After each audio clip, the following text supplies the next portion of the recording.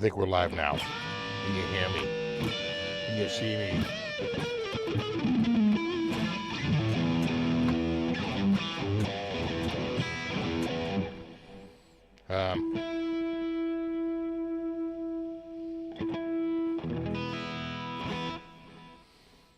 All right. Yeah, people are saying they can.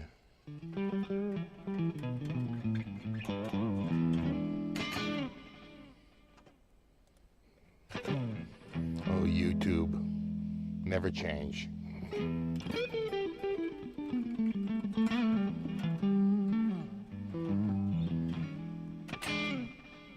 All right, who do we got? We got P20 Studio Fretless Set. Deanna, how's it going? Yeti Matsu, we got Wendell, we got Matt, Chris, Rico, B, Mark Miller, we got Trolls, we got Matt, Gary Davlin, what's up, dude? We got, so Gary, I don't know if you know this, but remember when you sent me those strings and picks? That's the box right there. That box is just the right height so the cats can get under the window and get outside.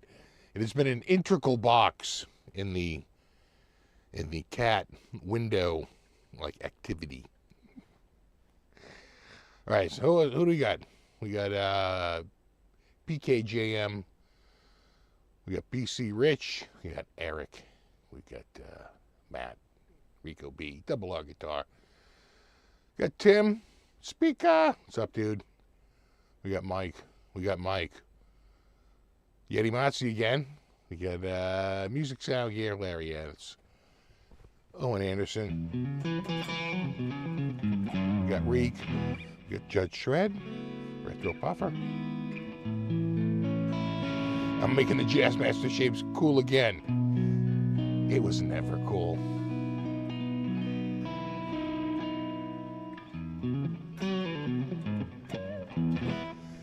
Yeah, no, that's the box. Because there's a label still on it. And I was putting it up in the window. I said, what box is this from? Oh my God, it's from Gary.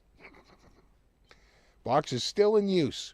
We use it to prop the window open. In fact, there's a cat butt, I think, right there. Oh yeah, no, that's a cat butt. That's a cat right there. But the window's not open. It's too cold. It's like 30-something degrees, just barely above freezing. This whole week was pretty cold, but next week it's gonna be kind of warm. That's called spring. We got Wannabe Beetle, Ogre Lord. We got James. We got Ian. We got David. Hello. And David, the other David. We got Ken. What's up, Ken? And Jeff. And I think that's everybody. Or close to it. I missed you. And the rest are here.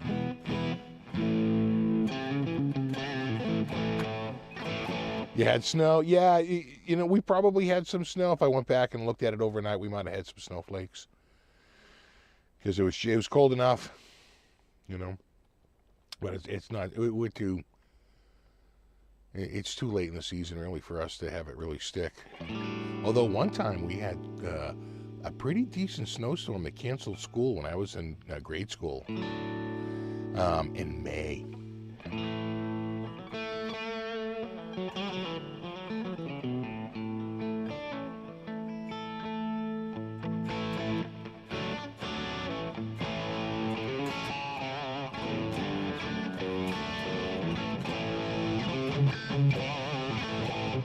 From the ladies in the sweet Vola. Yeah, they'll tell you the Vola's pretty good. Vola is pretty good.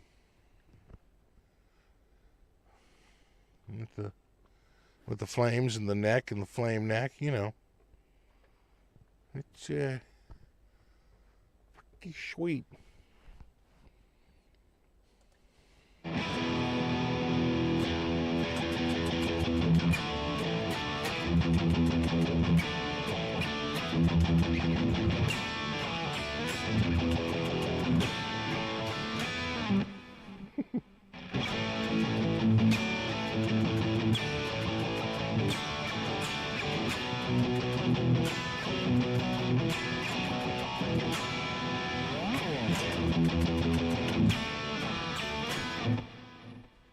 That's such a great riff. Flame cam, exactly. Flame cam. Thank you. Exactly. Exactly. Flame cam.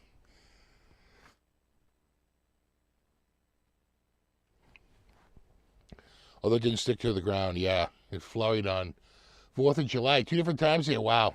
Yeah, it's pretty late in the season. You know. What's up, Dave? What's up, Blue?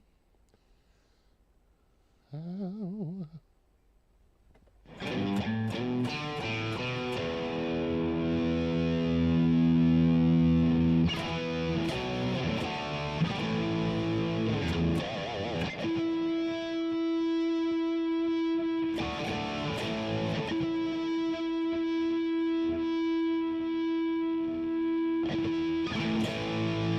knew I should have tuned this up before I came on here.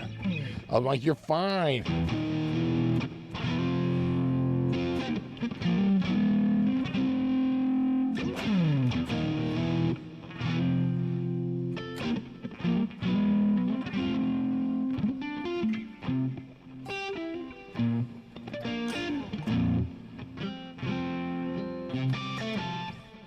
I do.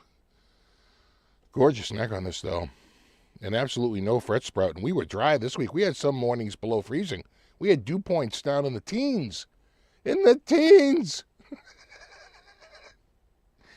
My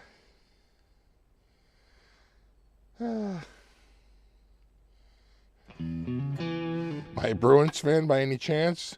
Sadly. I am, but not without complaining. I think the strings, I think you're right, they do need a little stretching.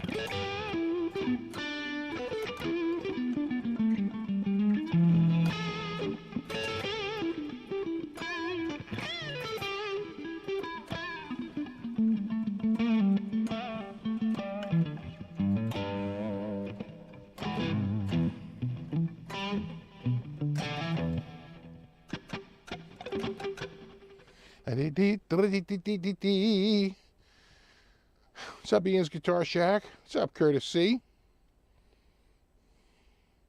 So no Bruins this year. That's reason enough for a new guitar. What's next? You know, I'm in a hold. Someone else was pointing out a decent buy on a guitar to me recently. They're like, "Hey, this is a pretty good deal," and he was right. I agree. But I'm in a holding pattern on guitar purchases right now. I just got tires for my SUV, and god damn if that wasn't needed, and they're so awesome.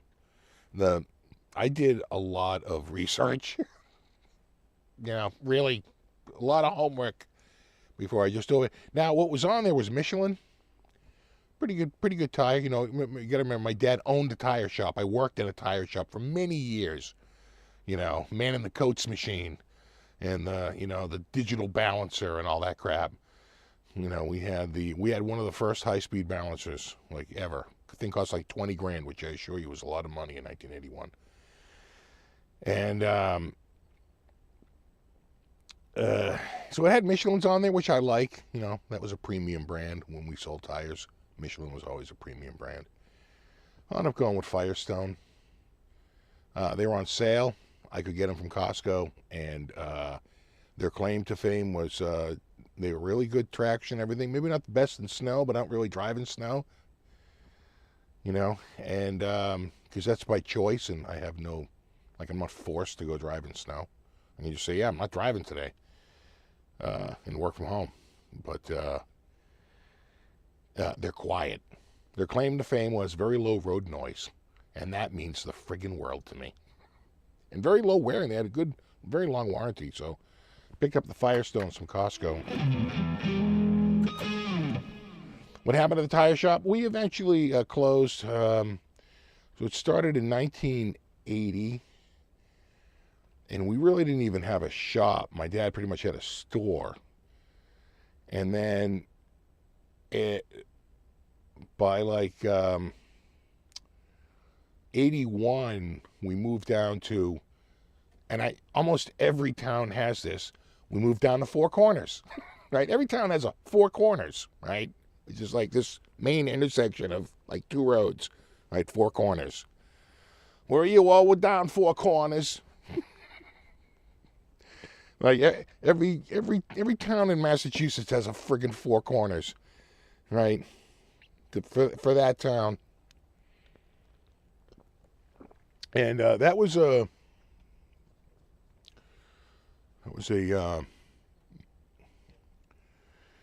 much bigger building and had a garage.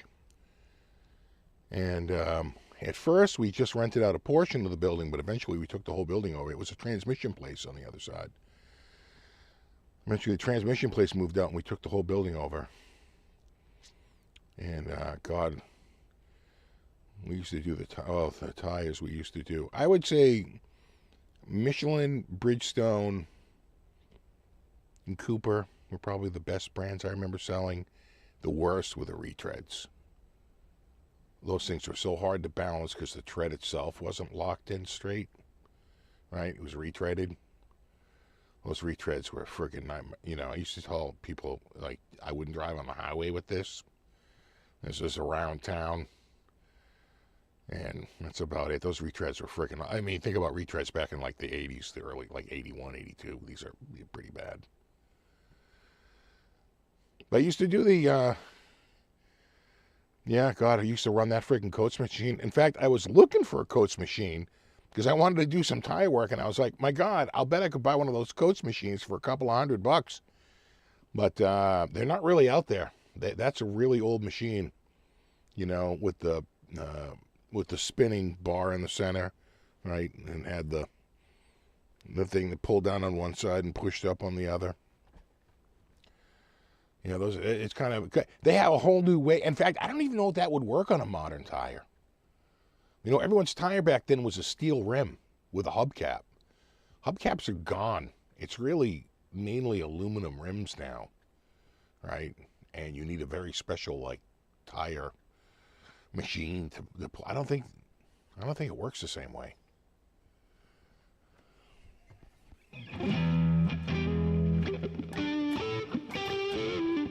What's up, Bill? You have a 5 points?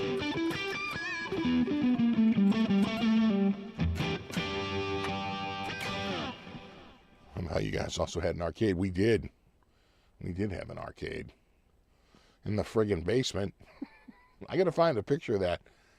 The ones I remember were Frogger and we had a pool table. All right, so a big pool table in the middle. How's the truckery business going? Pretty good. Down here at the truckery. Get your trucks. Get the truckery. Yeah. Little did I know that song was actually like a real genuine tune. It was a little too nice to not be like a genuine song. Of course, it fades out before the woman who actually wrote the song comes in to sing the first line. Your dad swore by Cooper tires. Cooper tires were good. I remember selling a bunch of Coopers and Bridgestones and Michelin. You know, Michelin was the premium brand.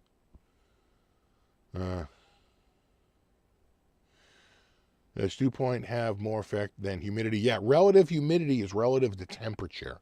Dew point is the more accurate measurement, by far. And which Vola do you like best, the OZ or the JZ? I think I still like the OZ better. You know, the JZ is really nice, and I love the flame neck. You know. And as much as I didn't think I would like it, I actually like the 3-way there. It works very quickly. I can move back and forth between the 2 pickups. But I think I still like the OZ series better. You know. Just in general.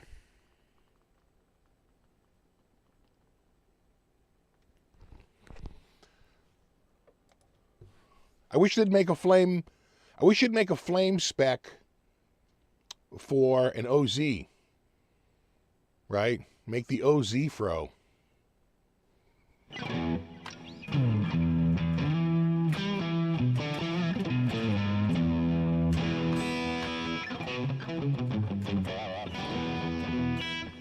to 2 arcade bowling alleys, pool tables, yeah. No one has an axe throwing place. Hey, listen, you got to stay in business. You got the space. You got to do something with it, you know.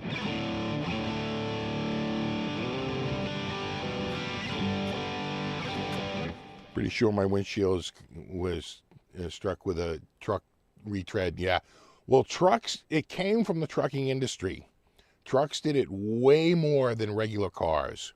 And regular cars don't really do it anymore. The whole retread thing is, I think, dead. It has been dead for years. Probably since the late 80s, early 90s. You know. But yeah, God, we used to do the retreads. They were brutal. They were brutal to balance.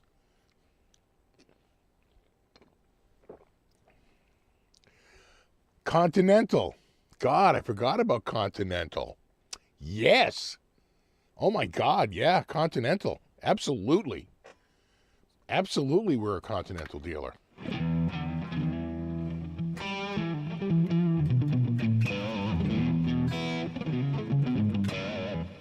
Dew point got up to 17, man. That is, God, I wish we had that. Now, as long as it's Fahrenheit, if that's it's Celsius, then not cool, bro. Then a 17 dew point that's kind of sticky, actually.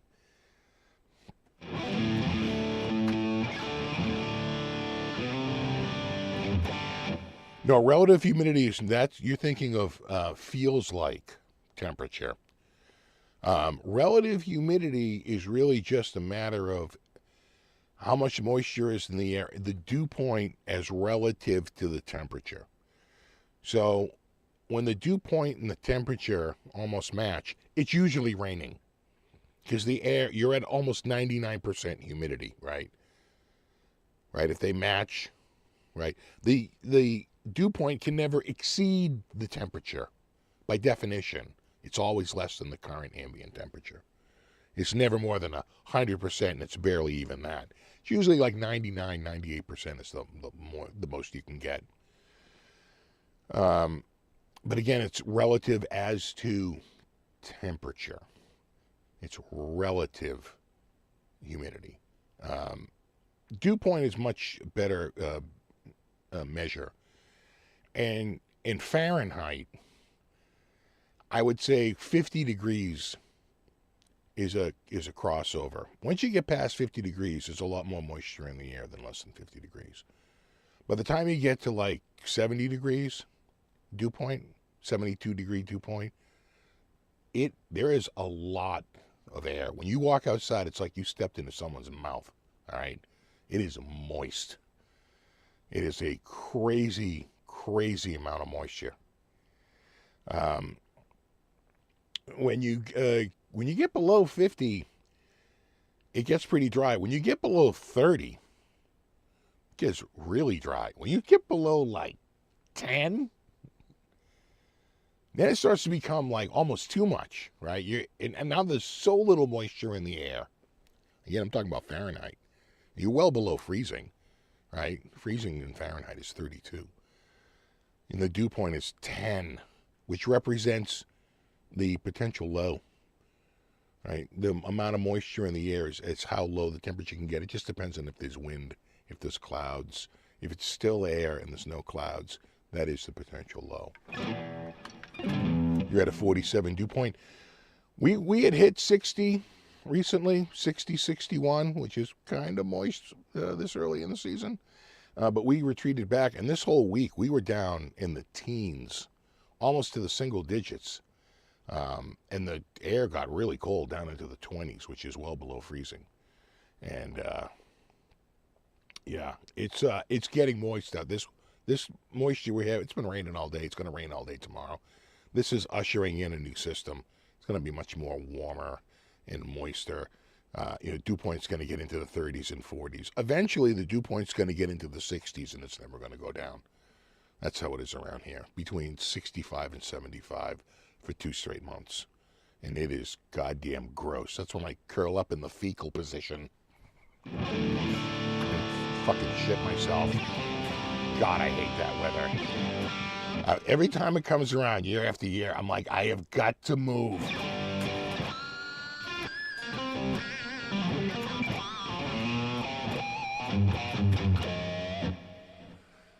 Um, which weather station did I buy? I went a little nutty. I got the Eco Wit, like top of the line model. I bought it in the summer Prime Day, and I think I paid $229, normally $299. So it's kind of pricey. The Eco Wit, and I got it. It comes with the, I think it's the WS90. It's a high-end system. I would set it to automatic firmware updates because it seems to update its firmware like almost nonstop.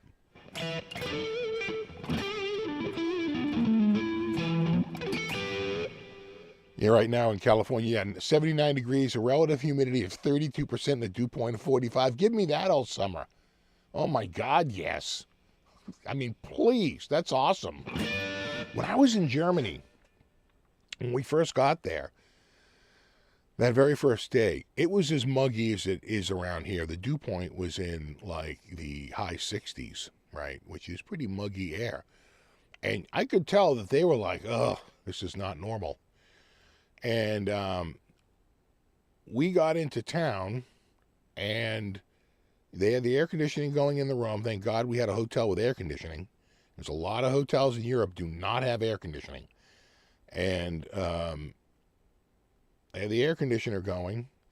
By the next day, the dew point had fallen into the low 50s. So it was like way more workable. By that night, the dew point had fallen down into the 30s. I couldn't believe it. It was almost July.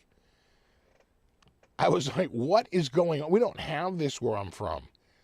And the next day, the dew point, it was like 80 degrees out, and the dew point was like 36. And I was like losing my mind. I'm like, this is a dream place.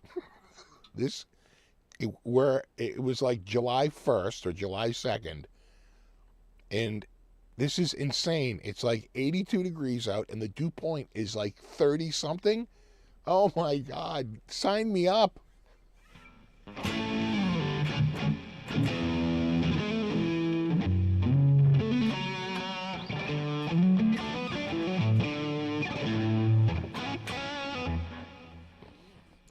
For the weather app, I use, I think it's called WeatherBug Elite. I paid for the one without the ads because I can't stand the ads.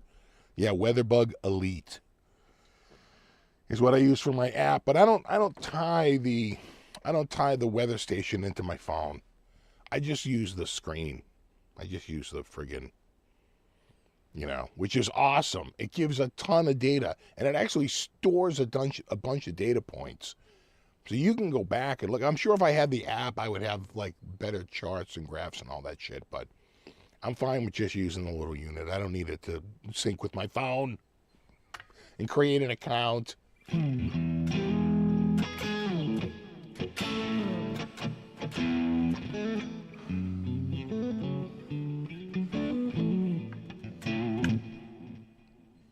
It's never humid where I am in Oregon, really. We might get one humid day, 4 or 5. Oh, my God. Dude, that's where I need to live.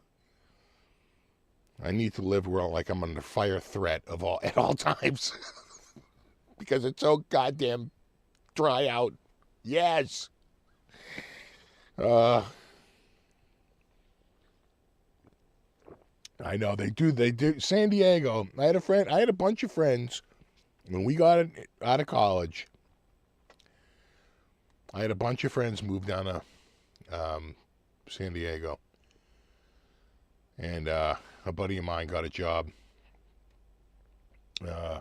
on the spot in La Jolla.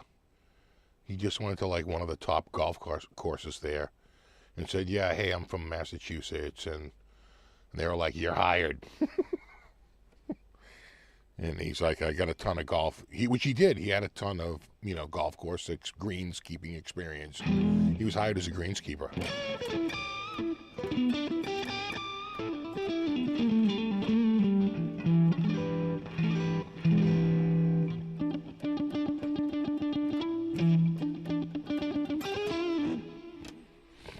So there wasn't a ton of new guitars this week. Well, just I happen to have this screen up. We can look right now at you're soaking in it. This is the guitar I have now. That's the new color for this year. That's the copper. I think this one here, the pink, is also I think these are the three new colors. I think originally it was just the sunburst, and they added the shell pink, the black gloss, and the aged copper. Of those three, I think I'm going black. I think the black really makes the pickguard pop. Pop, pop, pop, like a knife to the temple. You know? I will say this. I saw the copper in person at the NAMM show. It was pretty nice. It was pretty nice. But, I don't know.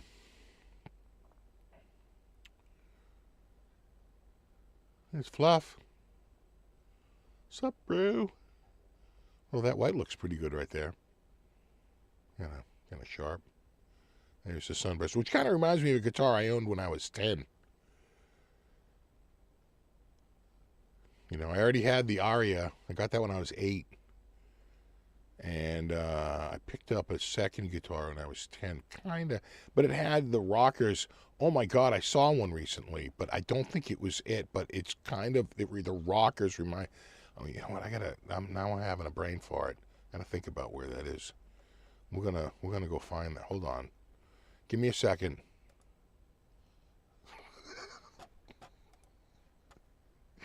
Hold on. Hold up. Hold your horses. Let me go here. And then maybe here? Here? There's also there's a good lesson to be learned from this guitar as well. Trust me on this. Let me see if I can find it. God, there's so many ones I have to weed through here. H, right there.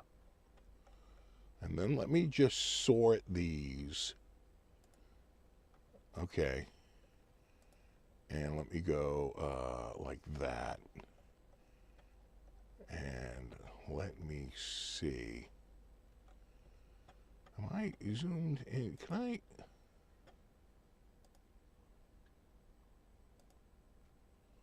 Yeah. That's it. I think that. Oh, shit.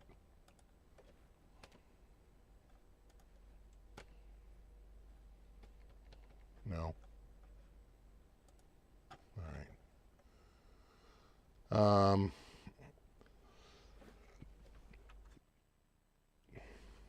I have this up here. It's an old Ibanez guitar. I saw it here the other day. I don't think it's a lot of money because it is so freaking old. Let me see. It didn't really have a name, but when you see it, you won't be able to miss it because it's that old, and it's of a certain era. Era. No, those are all normal. That's all normal stuff. No, it's not normie. It's pretty not normal. Let me see here. Can I just zoom? Can I zoom that in just a hair more? Yeah. Make it look a little bigger on screen there. There we go. Oh, no. Hell no. Nope to the no.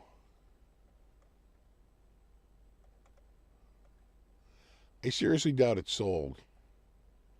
Because it's it's a little ridiculous. A little bit. It's pretty old. But it harkens back to a certain time and style and level of quality that it's about 10 years before Ibanez, was really a thing. It was a really early example. of Ibanez, and who knows who made the guitar. All right, Ibanez, don't forget, is a brand, not a... Damn. Is it, I don't know what it would be called, so I can't really search for it. I have to stumble through the friggin' Ibanez listings, and Lord knows they have 100 billion guitars between $200 and $400. Pretty crazy. I haven't seen it yet, though. Not even close. And if I don't find it, I can always look for it over the weekend, see if I can get some shots of it. But it is a, you know, it's an oldie. Look at that thing. Oh, Sismar. Or Simar. A nice 84 Roadster. I don't think it was that cheap. I think there were a few guitars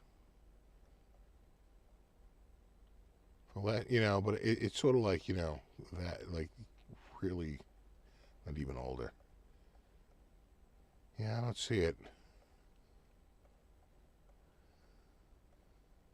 I've been looking. You can't miss it. It's pretty wonky. It like literally has like those old school electronics that they stopped using for a reason. I'm sure they like are friggin' interference city. Yeah, I don't see it. Yeah. Oh God, who knew Ibanez had so many guitars? Jesus. Yeah, we're up to $400 and some change. I seriously doubt it's up here. I thought it was a lot cheaper than that. So either I missed it or they sold it, which is not that crazy. I think that they sold it. You know, but it was really old. It was like 10 years before, a good 10 years before Ibanez got their act together. And so it was really rough. Yeah, I think they sold it, which is insane. That is crazy. But someone bought it. It was kind of tough shape. Let me go back to the start again, just in case I missed it back here. I feel like it was like one of the cheapest guitars that they had listed because it was in such rough shape and it was so old. I just gloss over it and I just missed it because we're up to $500 and I don't think it was more than that.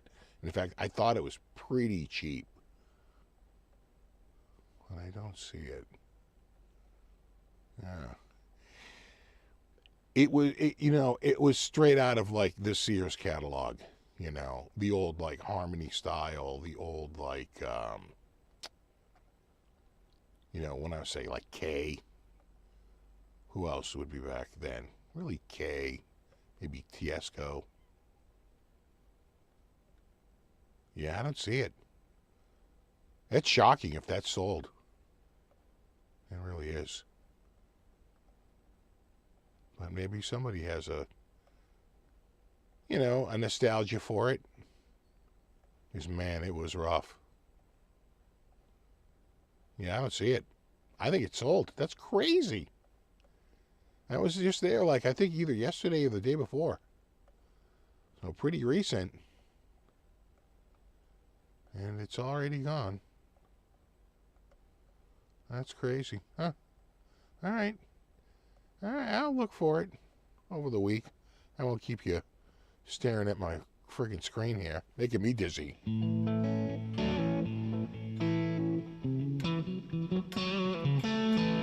I can't search by year now.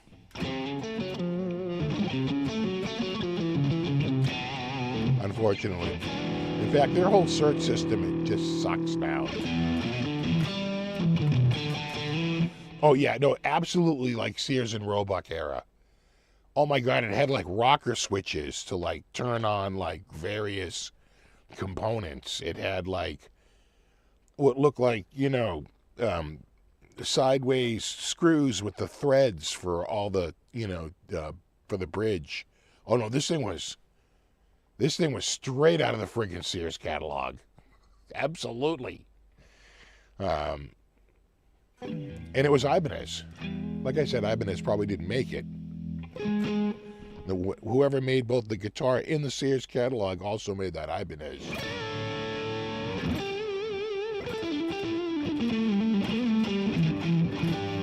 What's up, Nelson?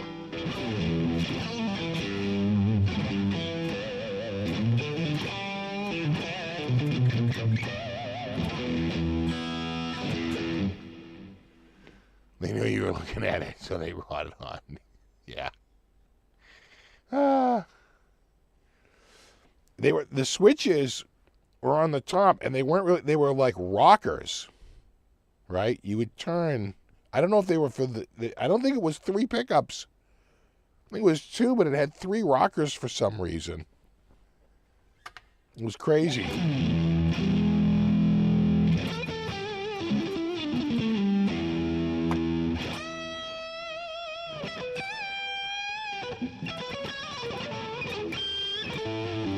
Thanks, Paul.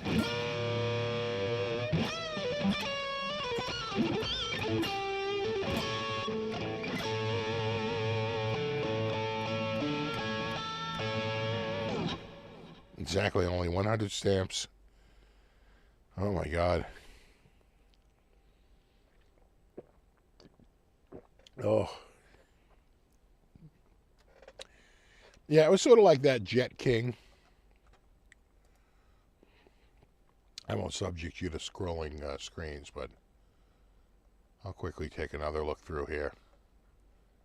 Because that's what everyone wants. I don't know what the hell happened to that thing. Well, let me do this. I know I was looking at, I think, an RG 550. It didn't show up in the run. But I think what I did was I went down until I was at about like $9.99 and lower. Because I know that brand new they're like $9.99. So I think I was just looking like below $9.99. And so I'm just going to work my way backwards for a couple of pages and just see if it shows up. I doubt it's that expensive though. Could they really be getting that kind of money for that thing? I guess just for the sheer nostalgia, or they're just treating it as vintage, I suppose. But it feels like a bit much for a guitar of that quality, which is pretty bad. It's not until they partner with Fujigen do they get really anything decent going.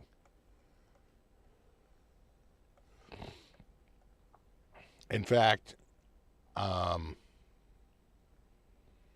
could have sworn the back said steel reinforced neck. Every guitar made by Matsumoto, who made Aria. My Aria says steel reinforced neck on the back of it. So it was clearly made by Matsumoto, right? Or Matsumoto.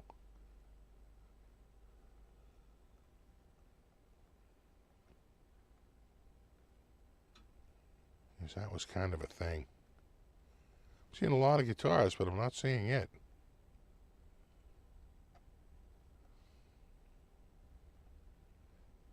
I did see a decent Gibson recently. It's a really good price. And it was for a reason. It's because the guy, the guitar originally had the robo tuners on it. It was a Gibson. It had the robot tuners on it. And whoever pulled the robot tuners off to put the new ones in, I think they had to widen the holes a little bit for the new tuning pegs. And they they really cracked around all on the face of it. They really cracked around every one. Looked pretty bad. I was like, well, that explains the price right there. It's definitely beat up. Yeah, I'm not seeing it. That's crazy. Wow. It had a fan. It had someone who looked at it and said, yes. Oh my God, there it is. Found it. Oh yeah. It's the Ibanez you never knew you wanted. Hello, hello. Yeah. Oh yeah. Hey, baby. Oh yeah. I'm telling you, my guitar had the same thing. Rocker switches, right? Sliders. Oh, sure. Oh, yeah. There you go. It just screams quality. There's a quality headstock for you. That's nice movement right there. See that? That's a tone bridge. So yeah, no, the old imports, they kind of sucked. You know, you look at this and you look at what Fender was putting out, you'd be like, okay, well, all right, nice try, kid, but no, that's oh my God, that's god awful, right? That's Ibanez, right? Of course. Who would have guessed in 10 years this same company, again, I don't think they were being made by who's ever making this, because this steel reinforced neck tells me it's made by the same people that make Aria. Same with this big giant stripe on the back, which I think my guitar has as well. Look at that. Look at that garbage. Who would have guessed that this same brand would be sticking it to both Fender and Gibson 10 years later? You know? Some extra shit back there. Oh, I think that's for the bar on the front. Right? That still hold that oh yeah. Nothing but quality. But that's what a cheap guitar was back then. Right? That's what you would get if you only had $150 to spend on a guitar instead of $250. That's why I'm like, you kids, you have no idea how good you have it. How good cheap guitars are today. That's what a cheap guitar used to be like. Just like that. Good luck turning them tuning pegs. Nice. Nice. So, anyway, you've come a long way, Ibby.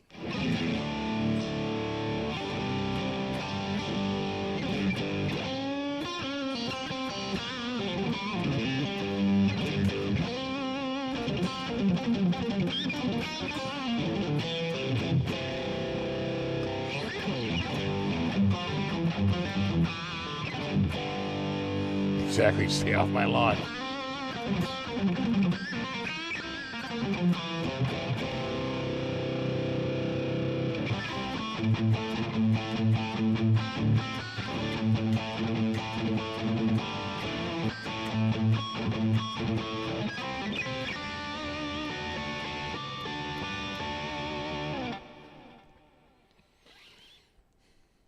I think they do the reverse because they get the string straighter, right? I think that's the whole point of the reverse.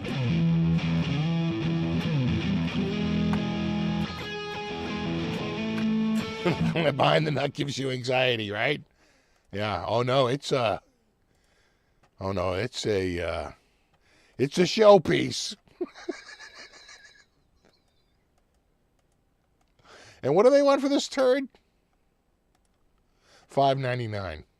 Just $600. Look, it's a piece of history. You know what also will be history? Your money. You can kiss that chick goodbye. I would pay as much as, I was going to say $50, but now I'm lowering it to 30.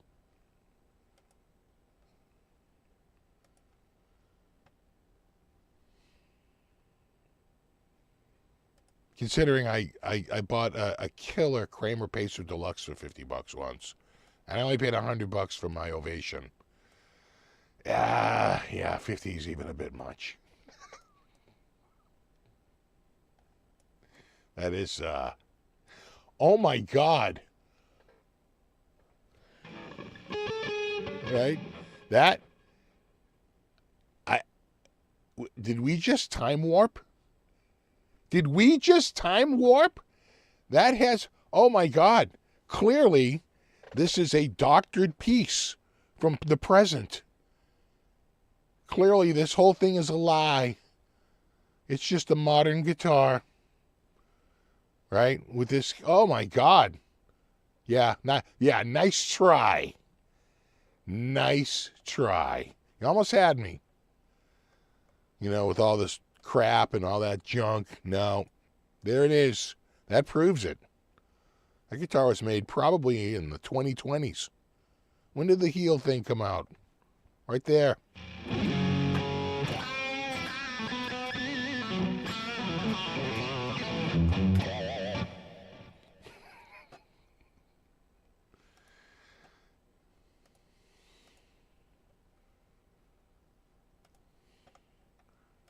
Nice. Yeah, exactly. Well, they got one thing right, the truss rod. Hello. Listen, some of the tuning knobs may rub against the headstock. That's on you, bro. You might get a little bit. No, little bit. Yeah, you get something to hang it from too. Right before you hang yourself, for spending $600 on that.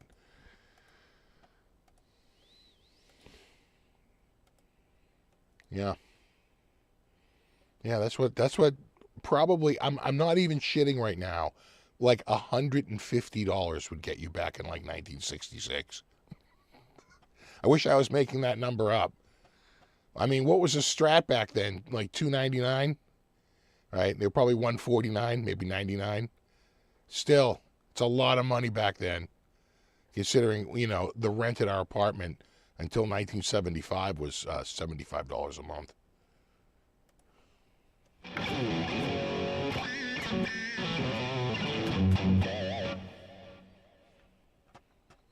There it is. I'm glad we found it.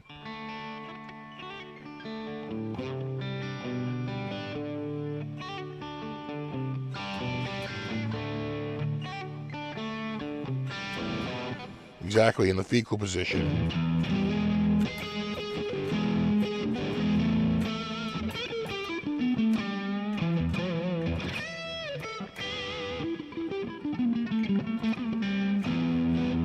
That's when you curl up in a ball and shit yourself.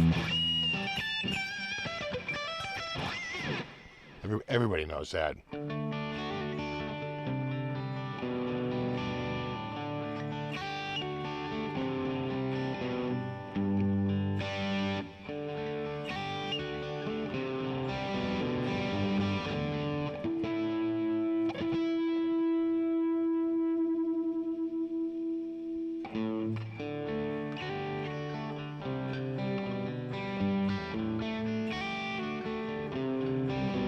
Used. Good. Are you kidding me? Sure. What? It's good. Oh, you should have seen the other one we had. Sure, it's good. TNC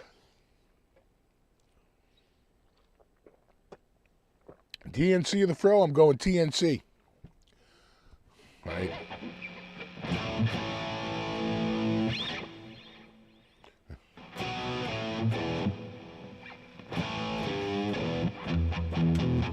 I'm going TNC.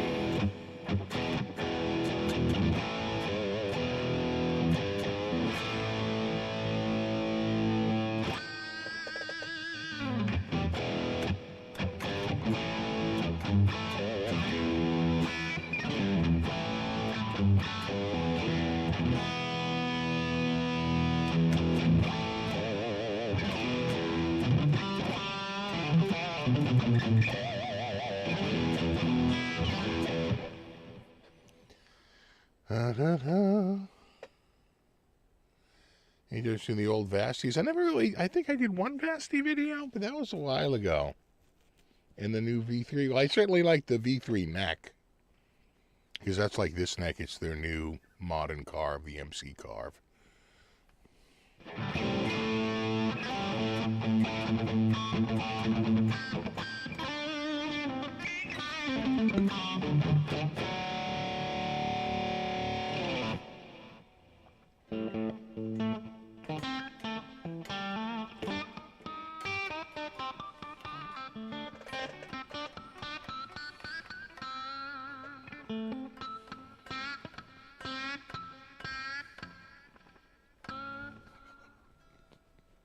He's having an episode. Ah.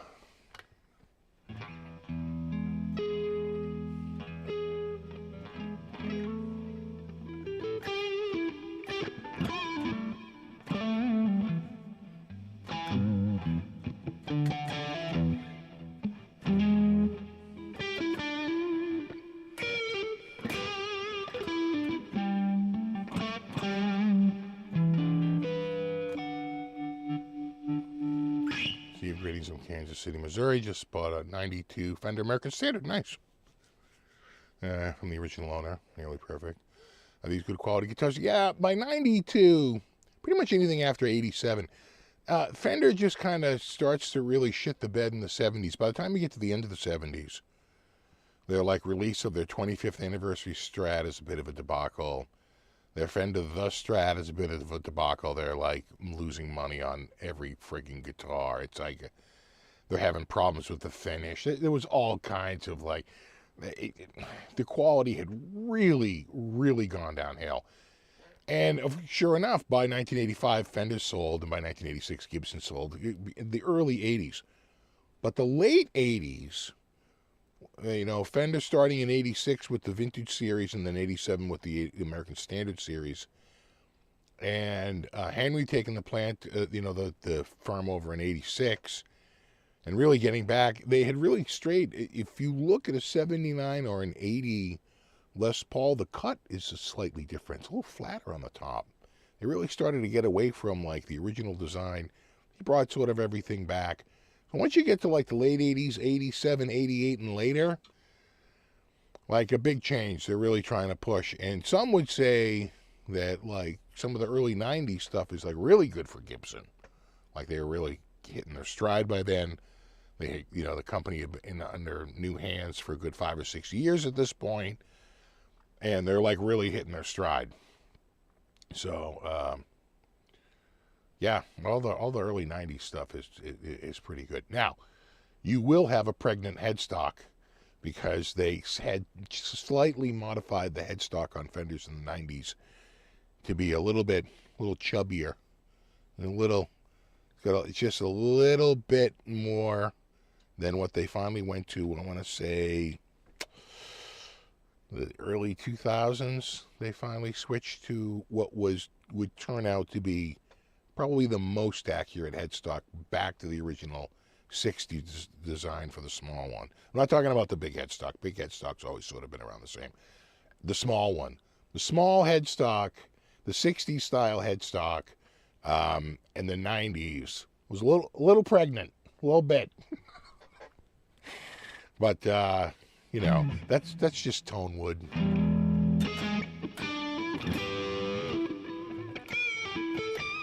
Yeah, this is roasted maple. In fact, you can see the flames from the roasting. Sure. It's roasted.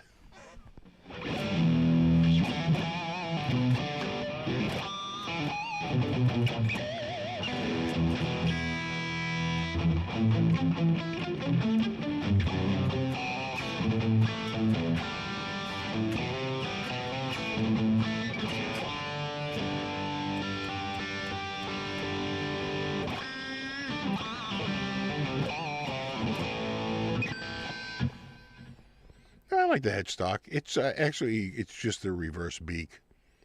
Kramer made a guitar like that. Sir makes their guitars like that. Basically, it's a headstock that no one has trademarked. So everybody's using it.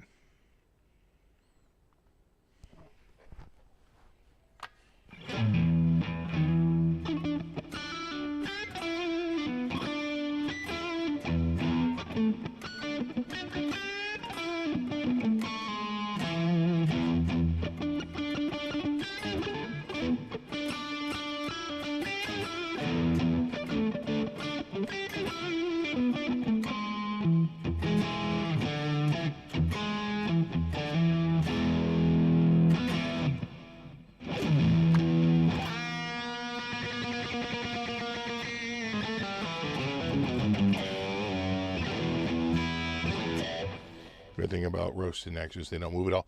Certainly it has absolutely no fret sprout, like compared to that Jazzmaster, which down at the lower registers, no, but in the upper registers, it was like they put the neck on, they had fret sprout, and they were like, well, we can't dress the frets up here, it's already on the body. And they just did the ones down there. I was like, oh, this isn't so bad. Or maybe they know their market. They're like, no one plays a Jazzmaster plays past the 12th fret. They're like, good point, don't even bother.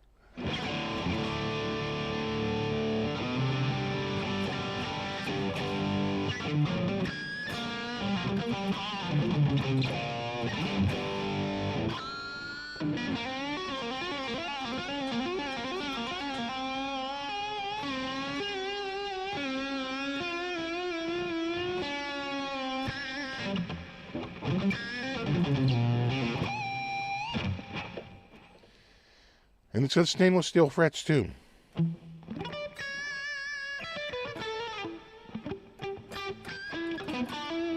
Which the TNC has stainless steel, but the V3 does not.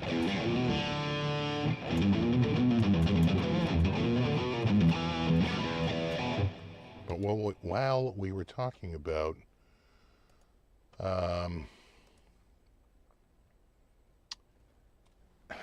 I thought, oh, maybe not. Who did someone put did someone put a new guitar out today? But I'm not seeing. All right, I'll just go to new arrivals. No change from. You know, Gibson's been on a tear, so I thought maybe, because I'm on their mailing list, but it must have been something else. Because we saw these recently. We already saw this. We saw this like last week or the week before. Right. The double trouble, the cease and desist. Right. Interesting. So I thought they might have had something new this week. I'm trying to think of.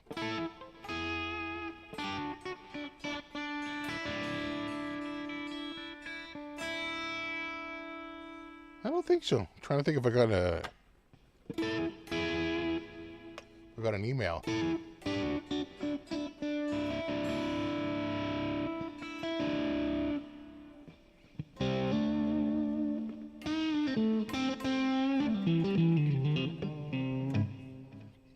You like the Tyler headstock Scout's Honor?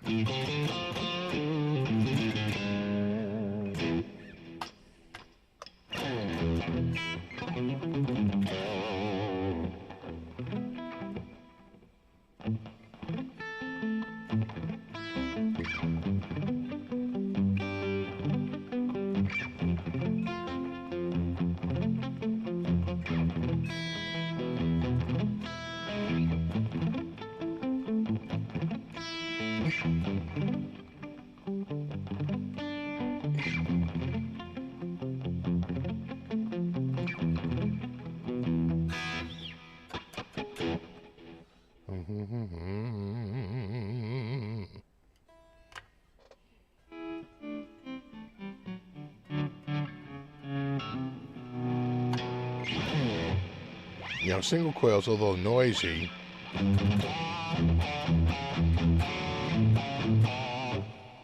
really do have that biting sound of that first album, you know.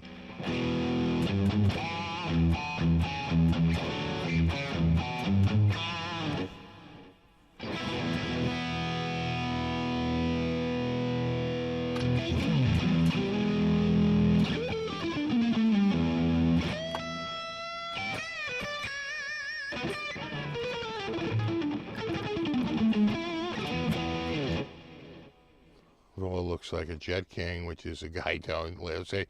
It's just a waffle iron with a fax machine attached.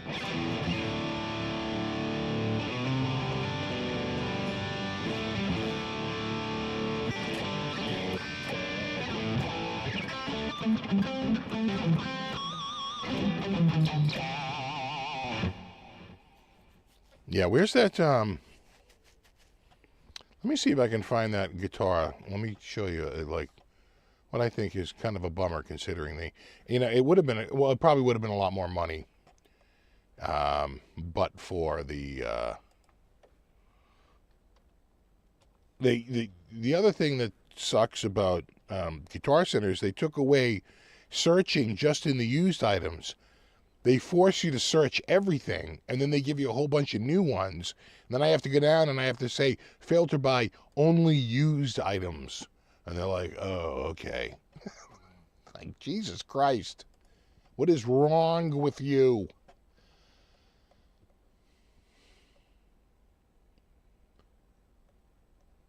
Where is it? It wasn't cheap. It wasn't like it was like $700 or $800, but it wasn't right here. Here it is, $10.99. $10.99.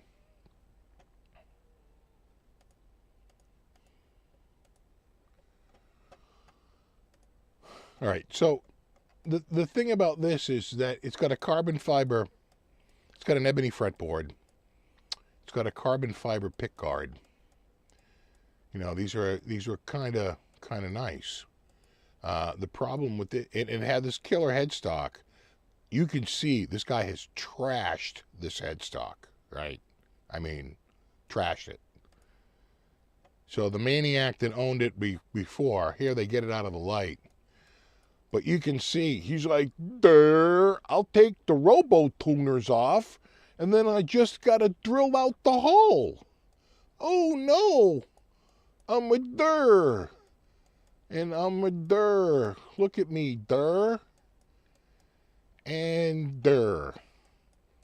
Now, I've seen plenty of people convert robos and not have this problem because he didn't know what he was doing and probably didn't tape it off, right? There are ways to do it, or you put it in a clamp, you put a block on it, press a piece of wood down from the bottom as you're going through the back. I'm sure there's all kinds of techniques to be able to get that hole a little bit more open without doing herp derps.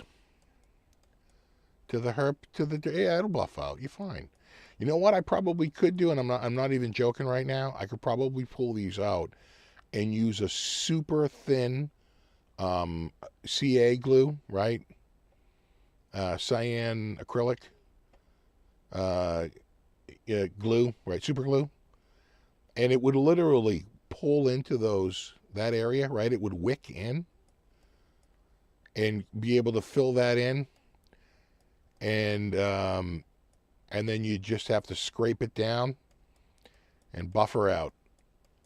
And you actually could probably get some of that out, right? Fill those in. But what a pain in the ass. How about you just do it right the first time? How about that? Because it's so nice. I mean, actually, between, you know, the plum finish, it's a plum finish. It's a clear back plate, right? Because it was the Robo and it had some shit back here. And, you know, all this stuff. I don't know if it ran wires through the goddamn body up to the head. So I don't think so, though. I don't know how this thing worked, but they took the Robos out. And, you know, it's actually a pretty decent guitar. I love the ebony fretboard. I love it would look to be, I'm not positive, but they look to be, you know, mother pearl and lace. They could just be acrylic, but yeah, actually they look a little even. Maybe they are a little. This is the one that's throwing me off. But anyway, it's from 2006, 2008. What do they say? 2008. But for $1,100, if it was clean, I would have bought it yesterday. But with this damage, I'm like, yeah. It's, looks like a burden coupled with a hassle.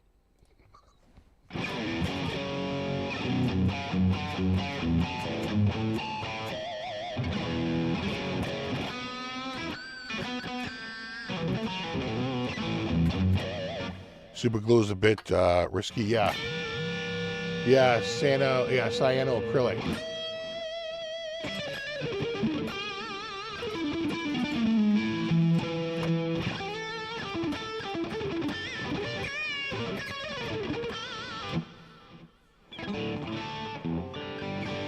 The dot over the eye.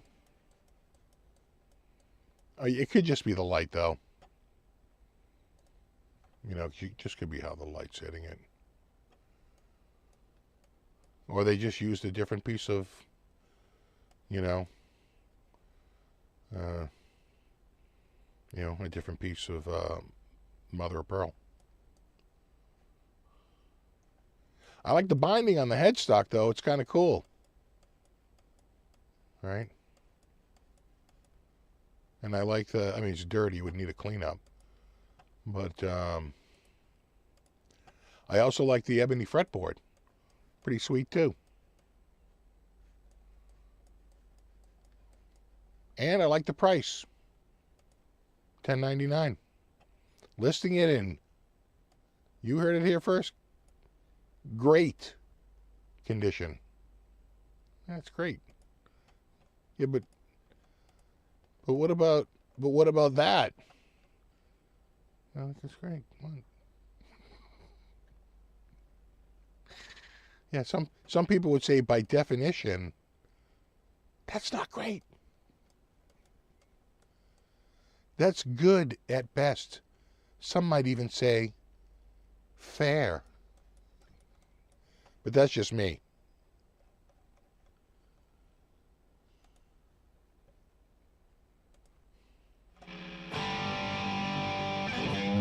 No, it does have nibs. It does have nibs. Yeah, if you look. Now it's got nibs. I can see them. They're white, though. It's not the cream nibs. It's the white. Because this is more like a modern. So it's going to be pretty bright.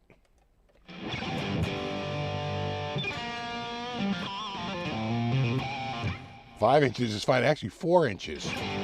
4 inches is fine. Here's the quote.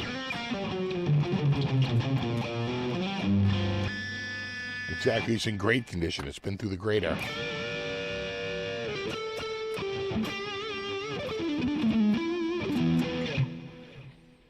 It looks painted on. It probably isn't. That's just probably, the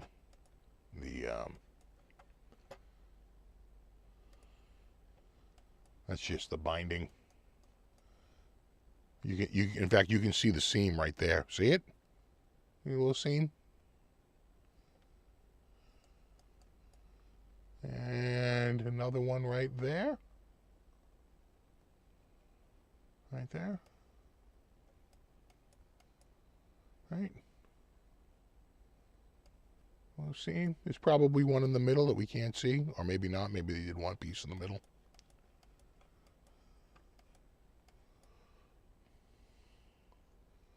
Yeah, you can almost see the seam like right there. It might go around the corner, but usually they cut it.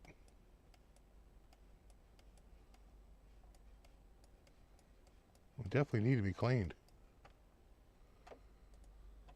There was another one that was interesting.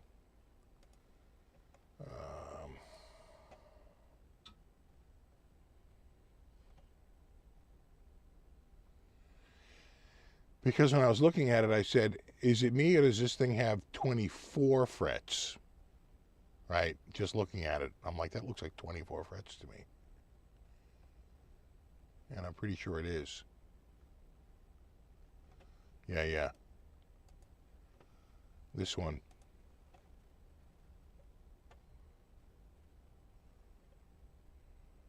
It's $8.99. And yeah, 24 frets, right? And then there was another one. Let me see if I can find it.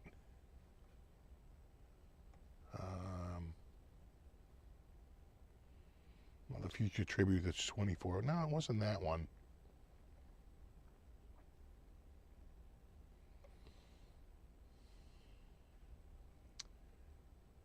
And it had the, it had a special headstock that I wasn't crazy about.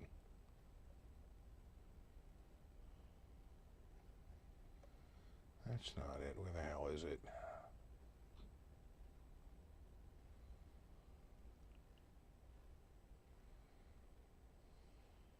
Well, they have a lot of SGs. God damn. Hold on. We'll find it. Could have sworn it was on this wheel. I thought it was a pretty good price.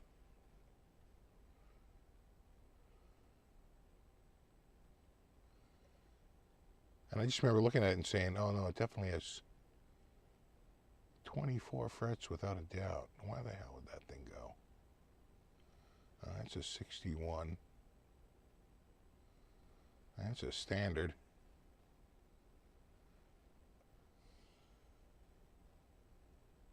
Yeah, I don't know. I'm not seeing it.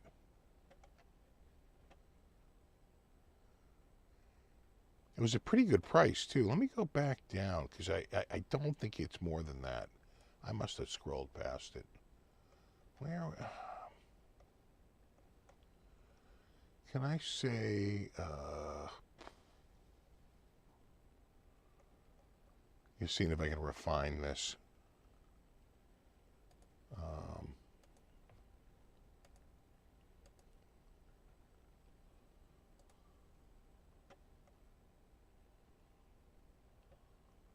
Found it. Yeah, right here. This one. This one right here in North Attleboro, which actually is a doable drive from here. It's the 50th anniversary, but unlike that other one, it's got a gloss. And I knew it, 24 frets. Yeah. Right there, right there. I'm just not crazy about the big logo. 61 to 2011, the 50-year logo. I actually like that other headstock better. And this, I don't think is too expensive. Let me double check and see what it's going for. Definitely 24 frets, though. What are they asking for this? 13. No wonder. I thought it was a lot less. Yeah. Meh. Meh. What's up, Phil?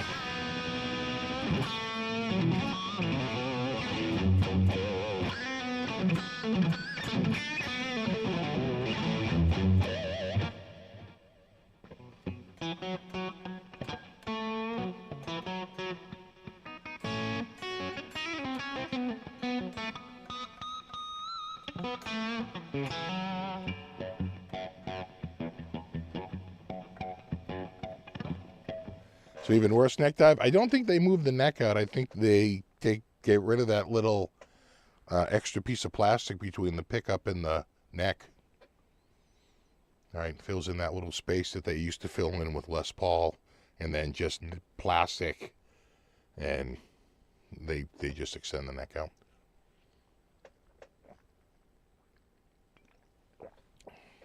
That is good.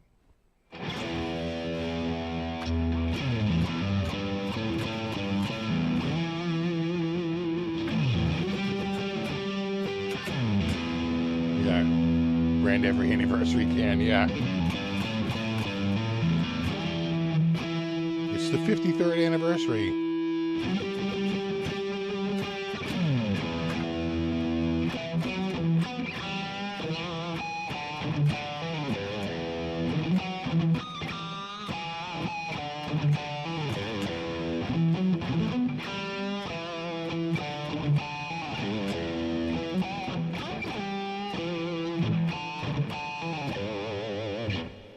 I do this. Wow.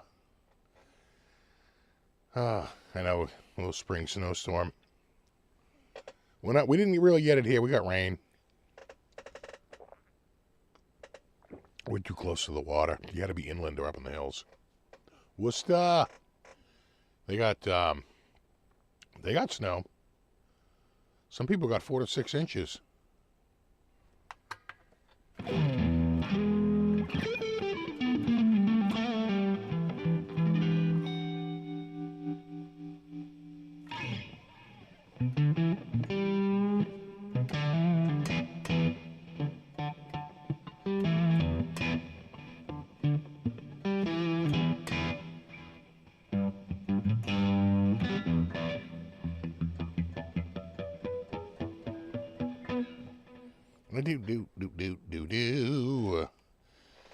So the handheld market is finally seeing some traction. I picked up a new handheld in the last week or two. You guys remember this one? That's the R36S, about 25, 26 bucks. You know, pretty cheap. I got this one. What is it? It's the Ambernick RG40XXV. As you can see, just a little bit bigger. Kind of the same, but a 4-inch screen. A little bit bigger. And this runs either Rocknicks or Newly. All right, because it's got the all-winner.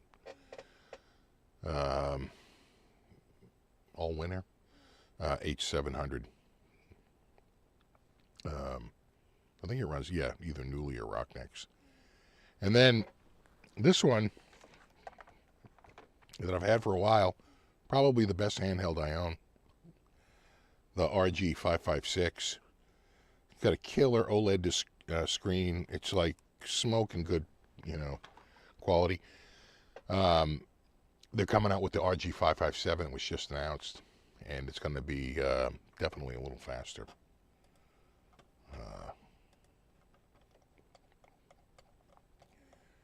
The numbers are leaking out, but I want to say, yeah, right there. RG577 leak spec, paint a pretty powerful picture. So instead of it's a transparent purple or a white. The last one was a transparent blue or a black. I'll probably go the transparent purple. And in terms of like ergonomics, it's probably the best ergonomic of any handheld I have, even better than the Retroid Pocket. But, you know, blah, blah, blah, all this stuff. But they had some good, yeah. So here's the one I have, which is the Unisoc T830. You can see on single core, it's 57% faster with the new Dimensity 8300. And the multi-core is 76% faster. It's also faster than the Snapdragon 865, which is what they use in the Retroid Pocket 5. But don't count that Snapdragon out, because the Snapdragon is so much more popular that the drivers are shit ton better. So they just have much more optimized drivers on the Snapdragon. So, you know, this is all theoretical, but it would be interesting to see how this plays out because in real life with real gaming. Just because of how good Snapdragon drivers are. So we'll see, but I'm looking forward to it. It's been a little quiet on the handheld market for a while, sort of ramping up again. I haven't tried the ROG Ally. You know, it's kind of expensive. If I spend $200 on a handheld, I'm like losing my shit. It's like, because they're just so expensive. You know, it's like I can put together a pretty good emulation PC. that would just crush any of these handhelds. So the handhelds, I only like them when they're really cheap, and I like messing with the Linux, you know, builds on them, and in setting up, you know, all kinds of, in configuring them, basically configuring the hardware, you know, getting them going. But I don't like to spend a ton. That ROG Ally, man, that's like a $500 unit, $400 or $500 unit, right? Maybe even more. So that's why I don't get the Odin 2 either. That Odin 2, it gets stellar reviews, but you got to drop like, I want to say like $399 to get the decent one. Oh, it's a lot. It's a lot of money for a handheld.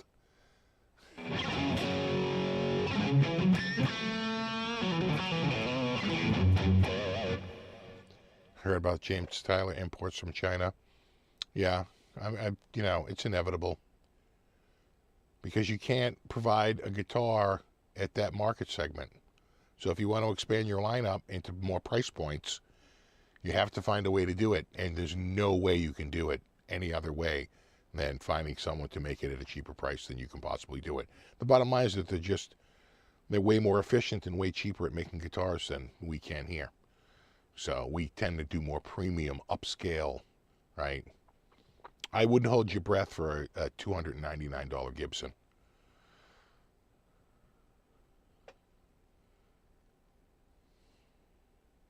You just got an ROG Ally open box, Best Buy for $569. That's a good price. That's a good price. Oh no, I'm sure Ally has the power. God, I'm sure. But my so do some of my PCs. You know, I got some pretty good video cards. You know, one of my PCs is a 16-core, 32-thread with, you know, the GTX 3080, RTX 3080. You know, that's got some decent, that's what I use as my video editing machine. There's nothing I can throw at that it doesn't rip through. Even the craziest, most outrageous shader, it just laughs at and just rips right through it.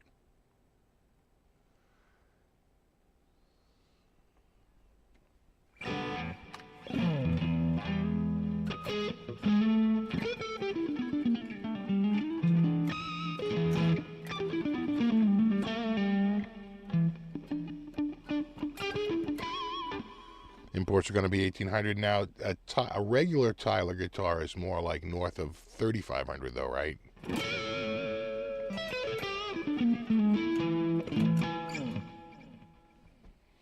I'm pretty sure. Right, well over $3,000. They're like up with Sir, any of those. You know, my favorite color guitar. I do like blue. I do like red. It's hard. It's hard to pick. I guess it depends on my outfit. As the guitar is, as I have said many times, primarily a fashion accessory. I've never tried the Lukather EMG set. Most of my EMGs have been the SA 89 with the push-pull to turn the 89 from, I believe it's an 85 in humbucker and an SA in single coil. That's top of the line, is like $6,000. Yeah, it's up there. Yeah.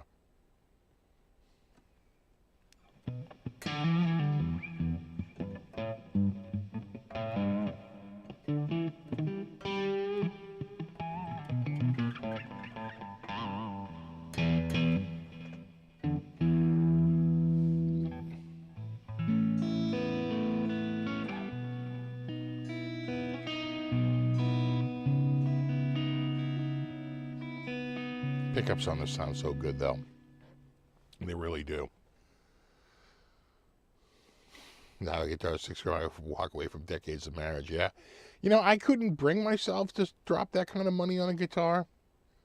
That's just me. You know, I couldn't do it. I couldn't do it. I would be like, you know, I don't need to spend that kind of money. I mean, I'm sure it's a nice guitar. Don't get me wrong. But I just don't think I could bring myself to drop $6,000 on a guitar. I could barely bring myself to bring $2,000 on a guitar. I mean, seriously. I can't do it.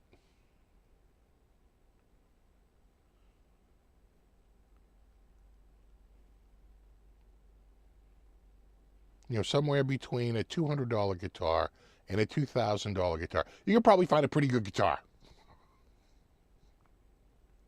You don't have to be at either extreme.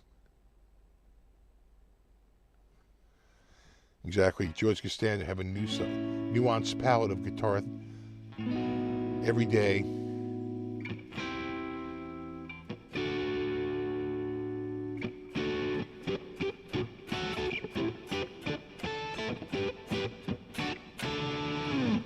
What's the most expensive guitar I own, or what's the most expensive guitar I bought?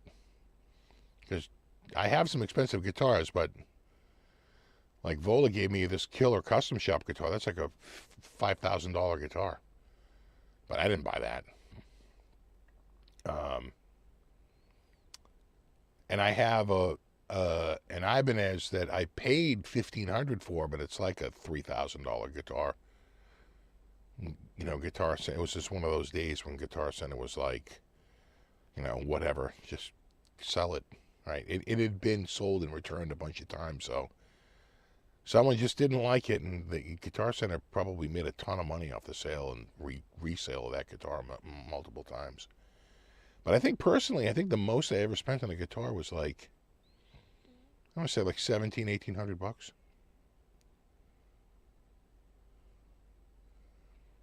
I think that's the most.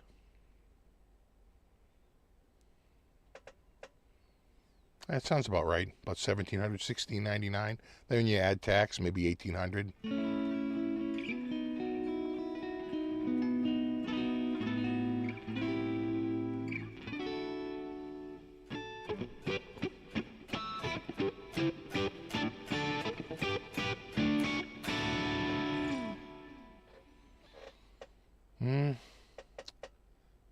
Oh, I did have one of the original Vi Gems, one of the green ones. God, that guitar would probably be worth 20 grand, maybe more. It had a 7 in the number. It had the matching case, and it had the palm rest. Oh, that was one. That was definitely one. I had the original green. I don't know what I was thinking. So, you know what? I never liked the color. It was never my style. You know, to be honest, I thought a lot of the Vi stuff was a little phony. I thought it was a lot of like manufactured hype, you know, with the whole, you know, pyramid shit and, you know, that all that stupid nonsense. I wasn't buying into it. I was like, cool story, bro.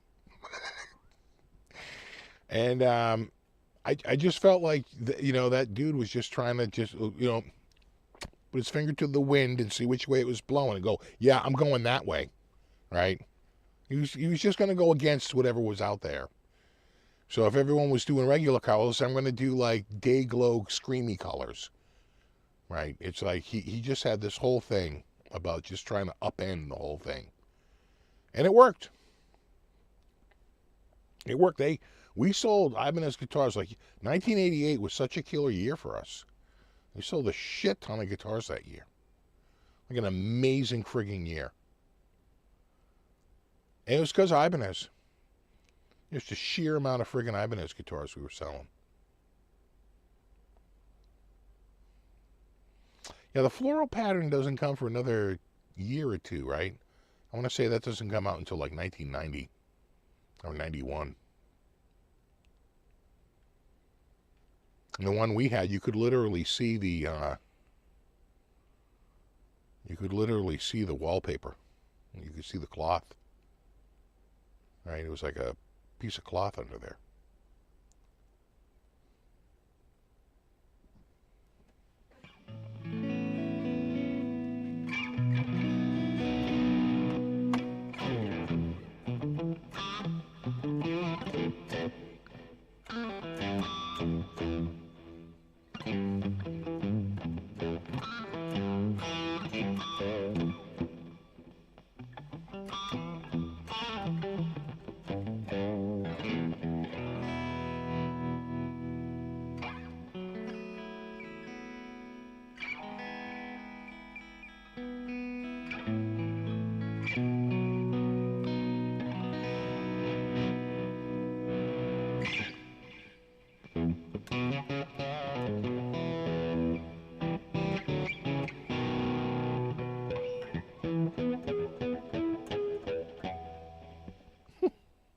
Do, do, do, do. Oh, man. So I got to see what I have for guitars this week. I mean, you can see it back there, but I brought down one of the cat towers from upstairs. It was like in the way. And so I brought it down, but it's a little unstable. It's like half on the rug and half off the rug. So I gotta put some feet on it and level it. The cats seem to be interested in it, but it is a little shaky. The floor down here is not what one would call level. It was built at a time when they just threw a bunch of rocks down and covered it in concrete. And I don't even think they covered it in concrete for a long time. It's probably a dirt floor down here for many years.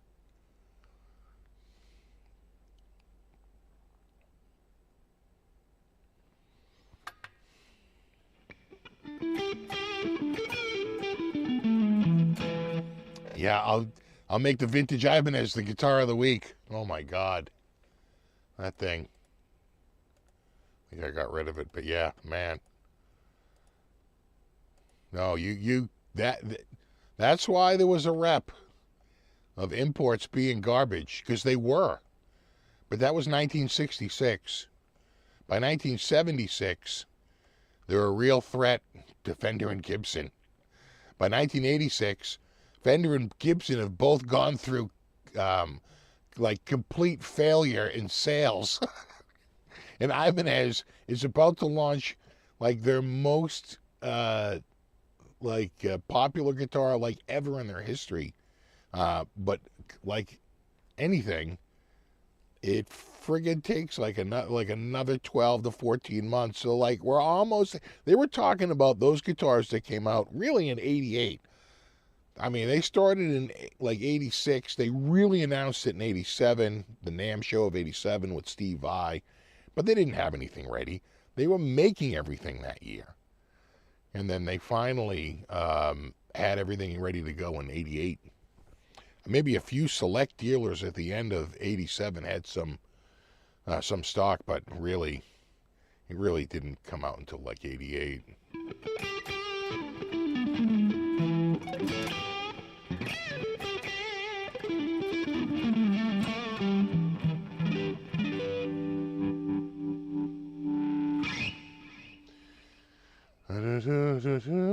Yeah, same vintage basement, yeah. No, I mean, it's concrete down here, but God knows how that was friggin' put in.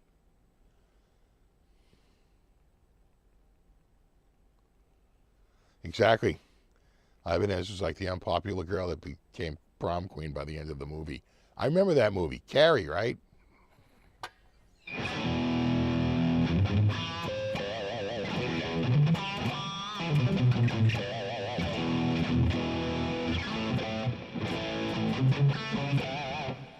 Did Fender and Gibson make any metal guitars? Well, they were forced into it.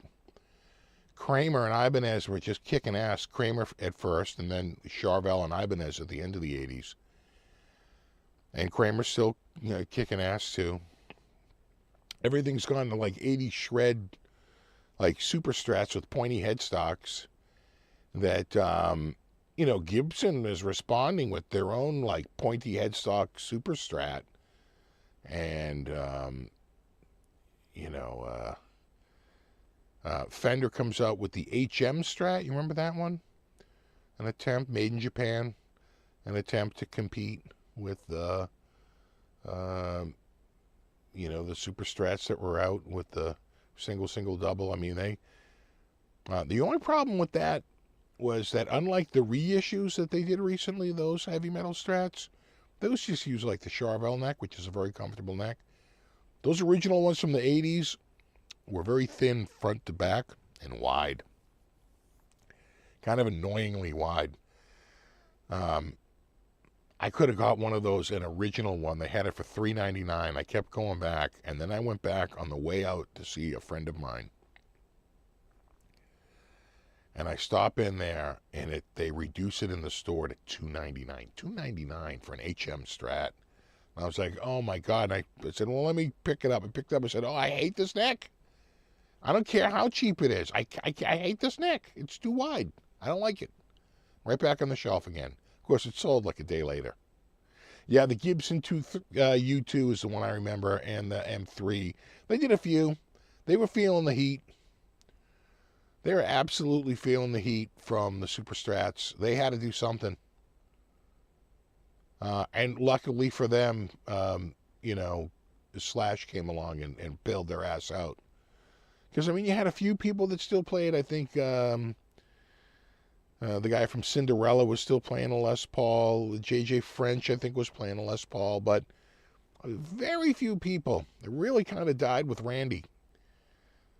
And even Randy was moving away from the LP and moving more into the offset Vs there that he was doing his you know, Jackson-made offsets that looked like they were straight out of the badge from Star Trek.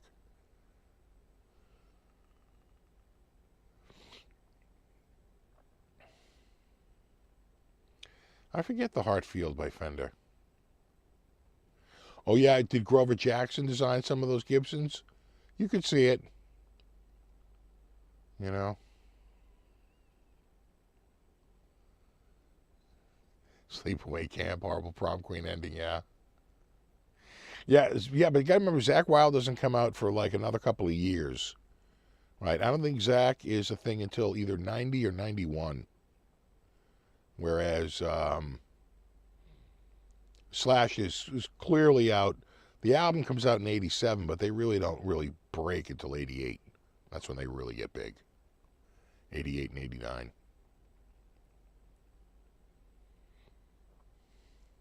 What's up, Blues Dad?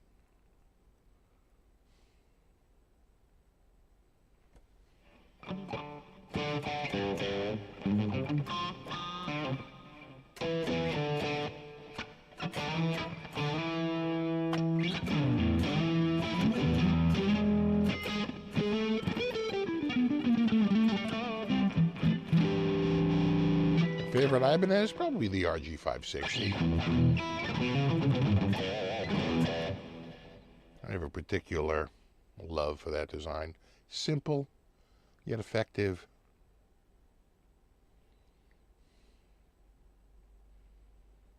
And it was so limited, too. It was one of the shortest runs they did. Way shorter than the 570 or the 550 was the 560. Even the 565 was probably about the same, just a handful of years.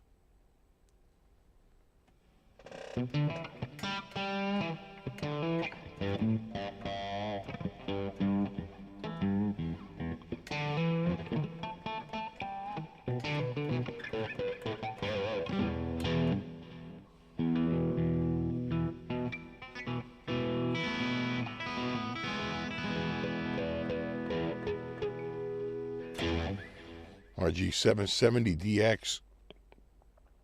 There was an RG. It could still be up there. I think it's gone now. There was an RG760.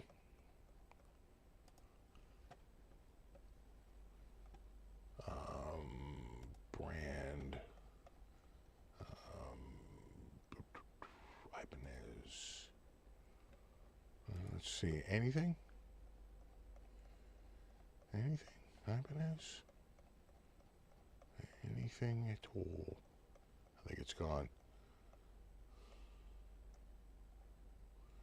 They do have this one, though.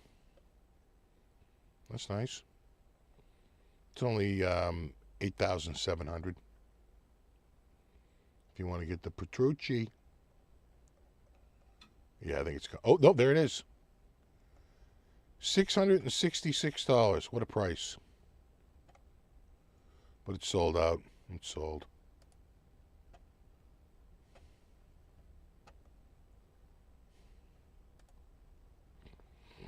But that's the 760 version of my 560. So that's in violet pearl. And it's in a first year too with the badge. It could be first or second year. A lot of people are like, why did they keep using the badges? And the simple answer is they bought them. They bought them because they didn't have the silk screening ready. You think they're just going to say, okay, we got the silk screen going now. Let's throw away all those badges. They're like, hell no. We bought the goddamn badges. We're using them. So the badges actually last for, I think, longer than 87 and 88. I think they last almost into early 89 because, you know, they had high hopes for that first year, and maybe they bought a shit ton of badges because they thought they were going to sell like 1 million guitars, and they sold like 10% of that. That's a nice one, though. And it's got the original gray covers, right? That original gray instead of black. Of course, they never have a case. It's always some stupid bag. And it's got some condition issues. You can see it right there. A little bit, a little wonky. But still, not too bad. Considering it's from 1988. This would be, yeah, with that badge, that would make it an 88. So, not bad. The Violet, the 700 series of the guitar I have, which is, I have the 500 series of this. In that exact color. It's pretty cool. Yeah, they're IBZ USA pickups, which is, they're made by DiMarzio.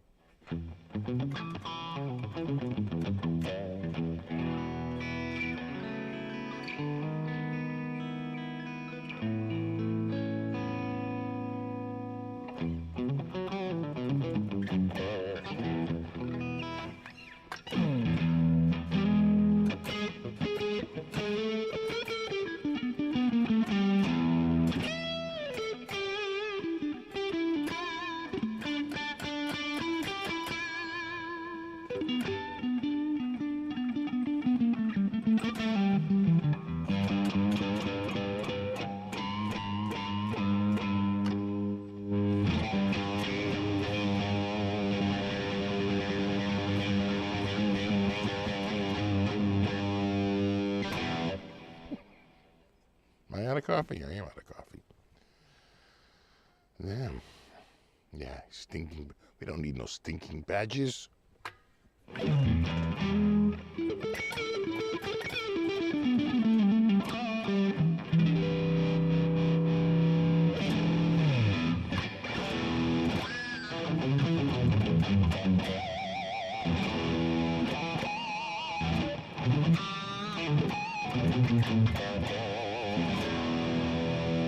What's the story on a Vola? I did a whole video on it this week. Probably has the most details in that.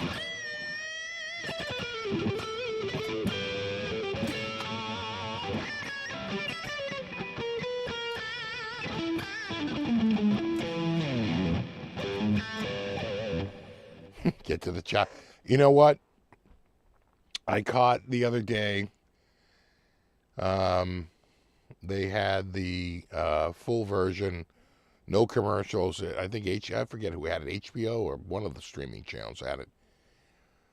And I hadn't seen it in a long time. The Running Man with Arnold and Richard Dawson, who was awesome in it. I forgot that Jesse Ventura was in it. I was like, oh, right, Jesse. And I forgot just how schlocky, I know it's a satire, but I forgot how schlocky the lines were. Oh my God. It is just, I think my retina's almost detached from my eyes rolling. Like after every kill, Arnold has some catchphrase, right? Well, he kills Pyro by like burning him up and his head's on fire. And as he's walking away, he goes, "What a hot head." I'm like, oh, you are. Oh, go on.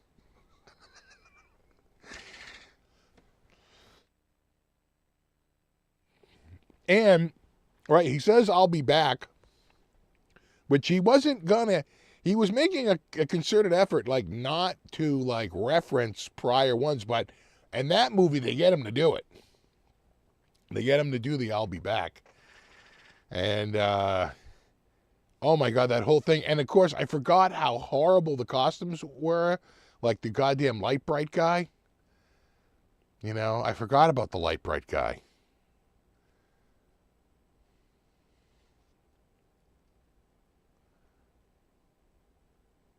Yeah, well, it is supposed to be campy. But man, yeah, no, it is. It's like the Hunger Games with a sense of humor. Yeah. Oh, yeah, no, Commando is really good. It's got Tommy Chong's daughter there, right? Ray Dong Chong. And she's driving like a... Is it a Porsche? I forget now. Some yellow car. Yeah, the light bright guy. Oh my God, that dude.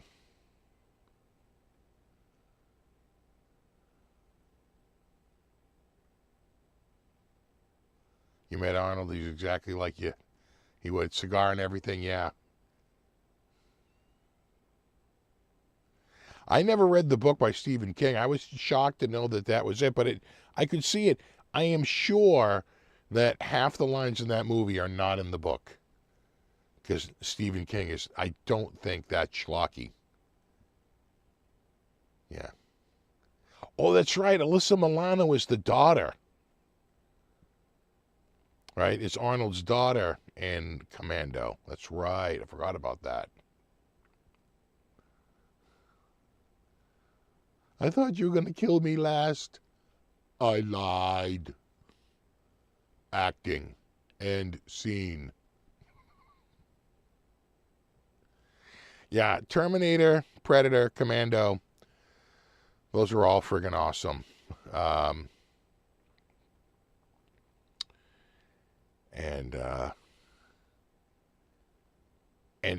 Last Action Hero was almost his undoing. And even Twins, you know, I mean, he was dipping his toe in the comedy. He was, right? He was on fire. And Last Action Hero almost frickin' did him in. All you need is one real stinker. And that was it.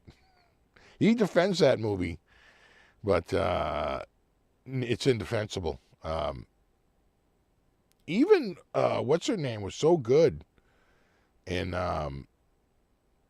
like Sharon Stone and not True Lies, the other one, Total Recall. Oh my God, Jingle All the Way. What a friggin' turd. What a turd. Oh my God. I'm sure he got a killer paycheck for it, though. He was pretty much on fire at that point. Although that might have been post Last Action Hero for sure. I remember Jingle All the Way. I remember I was over in Cambridge. I remember seeing like a billboard, so that had to be 96.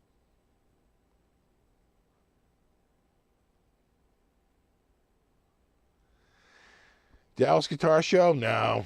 The flights have gone up. They're too expensive. Not going to do it. It's too much. So there's no way I'm going. Yeah. Last Action Hero was kind of Eraser was great. Eraser was really good. And so was True Lies. You know, he really had a comeback with that.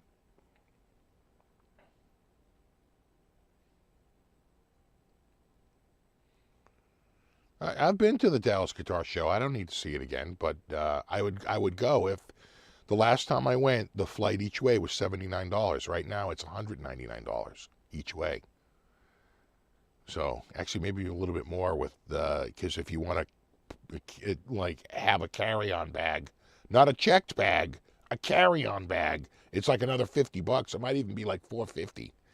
So it went from being like $150, $160 to like $450. So no.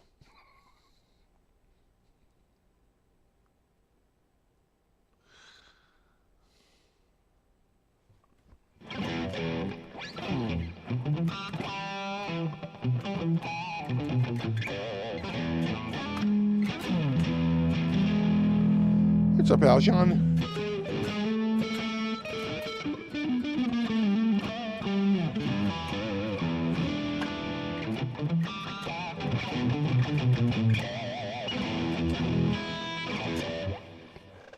I have Cobra queued up on riff tracks.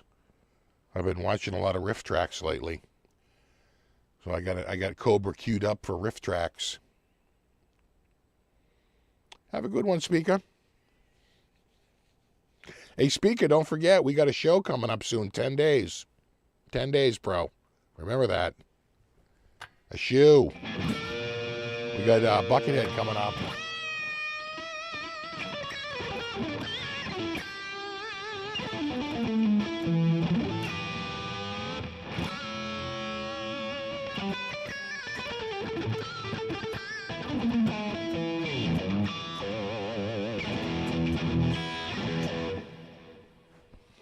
Yeah, True Lies was great with Jamie Lee Curtis. I thought that was a great movie. Eraser was with what? That was the one with Tom Arnold? Or was Tom Arnold in True Lies? No, he was in Eraser, I think. I always forget. You're on it? Okay, good. Have it on the calendar.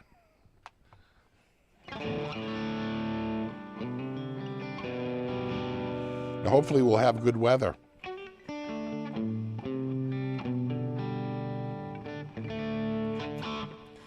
So Tom Arnold was in True Erasers? Yeah.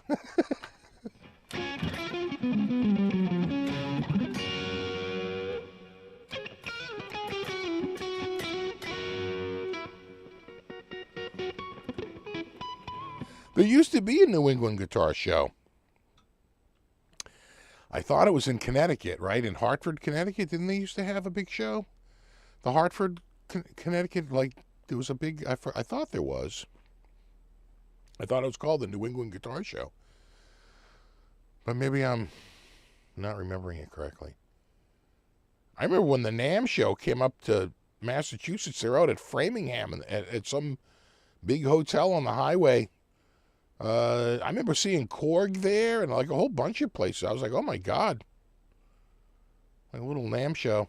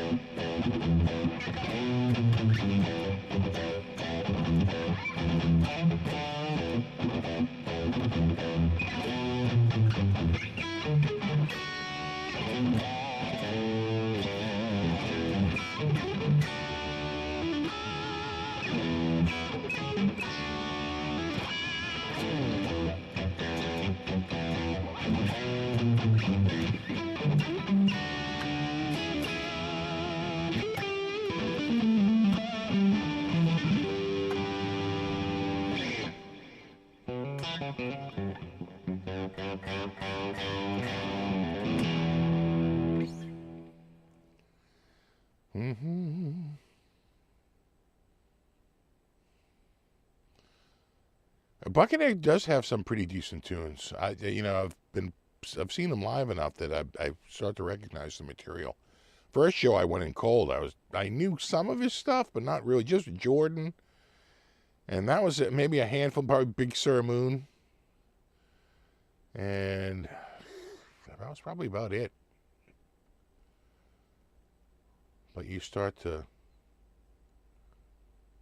recognize him.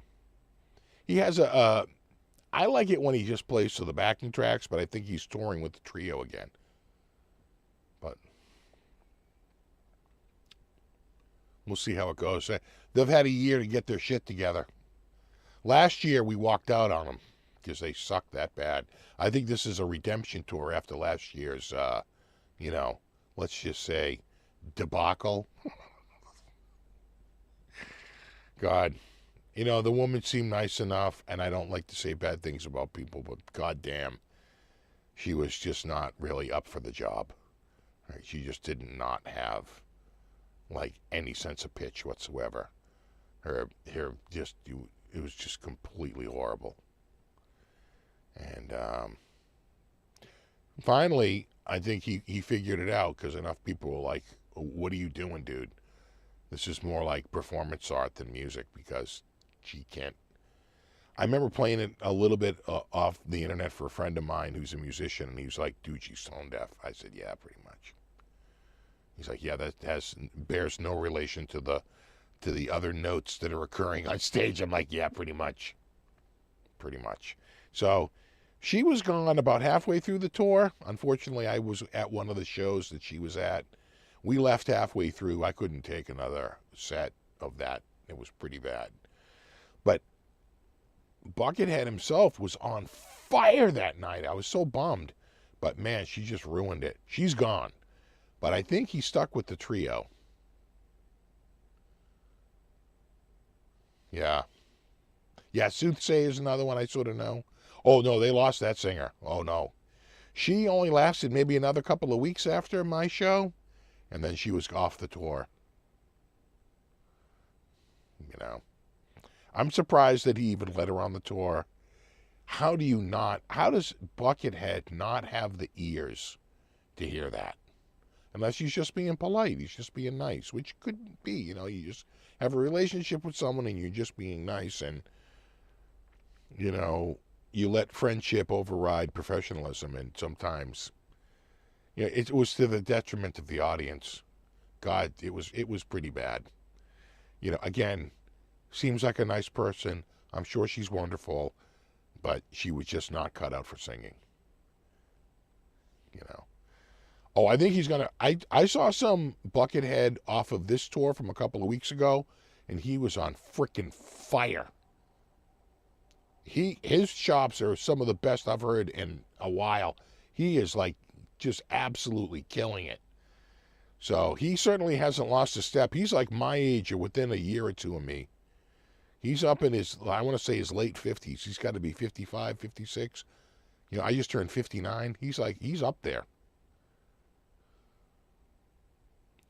So, anyway. Yeah. Oh, she wished she was Yoko Ono. No, it was pretty bad. But luckily, for some of that tour, you didn't get stuck listening to it. So, we'll see. We'll see. Yeah. All right, dudes. I'm going to call it a night. I'm showing 9 p.m. here. You guys have a wonderful night. Have a wonderful week. Got a new guitar coming out on Monday. I haven't even shot the video yet. I have to choose between. I have 4 to choose from. I'll look through. I'll pick out the one that I think looks best, but I got to figure it out. What kind of mood am I in this week? So, new guitar, definitely Guitar of the Week guitar on Monday. And I don't know if I have another video slated for this week, but we will see. I have to check my calendar, but maybe. Anyway, all right. You guys have a wonderful week. We will do it all again in a week. Thanks for everybody for hanging out. Extra special thanks if anyone contributed. I always appreciate that. And brofist to my mod squad. Hashtag brofist. Hashtag mod squad. Hashtag Ben Coombs at Christmas. Coombs at Christmas. All right. You guys have a great week. I will see you all next week. And there you have it. All right. Later.